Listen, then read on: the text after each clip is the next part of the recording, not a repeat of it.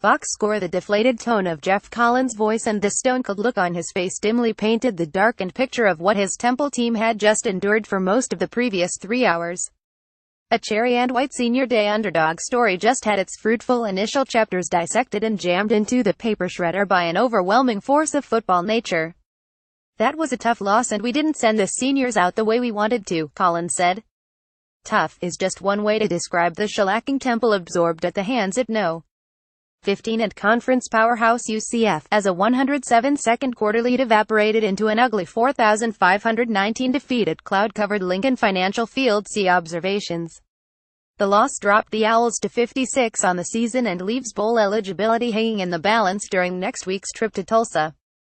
UCF, on the other hand, improved to a perfect 100 on the season and tightened its grip on the Group of 5 berth in a New Year's Six bowl game. "That was just a tough loss against a really good football team," Collins said. "You can't turn the ball over 5 times and expect to win games, especially against a team that is that good and very talented offensively, obviously." Quote, "The Knights came into South Philly sporting the highest scoring offense in the entire nation with an average of 48.6 points, presenting a challenge the Owls knew would be formidable. But for the first 18:35 of the contest, the Owls answered every bell. They had a 107 advantage thanks to a nifty scramble by redshirt junior quarterback Frank Noodle, who found space and floated a perfect ball to senior wideout Keith Kirkwood in the back of the end zone. But from there, the Temple upset wagon plummeted off the cliff as the Knights and their turbocharged defense caught fire. Thanks in large part to 3 Temple turnovers, 2 Noodle picks and a Reichwell-Armstead fumble, deep in Owls territory, the Knights reeled off 24 points in a span of 9-1-1 to take a commanding 3,110 lead that silenced Temple's pulse. Noodle's 2 picks in that span were ugly, especially the second one, which was thrown into triple coverage and easily picked off by UCF's linebacker Kyle Gibson.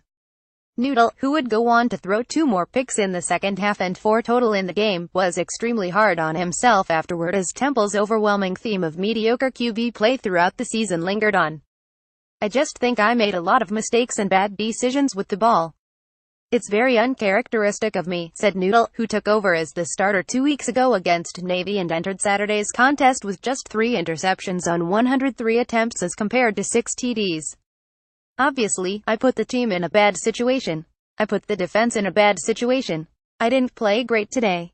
It's hard to win a game when the quarterback throws 4 interceptions. I take that loss totally on me. I'd rather die than let those seniors down like that again." Noodle's mistakes set Temple's defense on a platter for UCF quarterback Mackenzie Milton and crew. Milton whitewashed the Owls for 208 yards on 16 completions and 4 two-counts. He also ran for 23 yards and another score for a combined 5 TDs on the day. Not that it was put in the best situations, but the overwhelmed Temple defense just didn't have an answer. While Noodle professed his apologies to the team in the locker room, Collins lamented on the fatty miserable second quarter that saw Temple get outgained 122 yards to 57 yards when asked if it was the turning point. "I think that's pretty easy to say, yeah?" Collins said, looking into the seniors' eyes before the game, how much hope and how much excitement they had, and then conversely at the end, the hurt and the pain. "I just told them to take their time. No one should be in a rush to get out of that locker room." As painful as Saturday may have been, there is still a glimmer of sunshine as the Owls can gain the bowl eligibility they've been yearning for with a win next week at 29 Tulsa. The Owls could still be selected for a bowl game with only 5 wins, but a bowl is more likely to select a 5-win team with more of a pedigree and from a bigger conference. Of course, there is a chance even a 6th win could get the Owls nowhere. Remember the '66 team from 2014 that was left heartbroken with no bowl invite? Despite a 29 record, Tulsa is no gimme for Temple.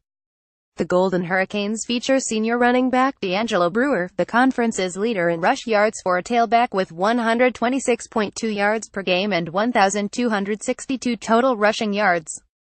And Tulsa just hung tough at South Florida last week, losing only by a 2,720 decision.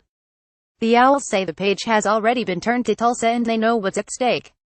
"We just want to go out on a good note," senior safety Sean Chandler said. "We definitely want to get to a bowl game. This week is going to be my last game. But most importantly, we want to get to the bowl game and send each other out on a good note. Every week, we talk about going 10 every week. That never changes. Collins said. "I think everybody knows what's on the line for next Saturday, so we aren't trying to make it bigger than that."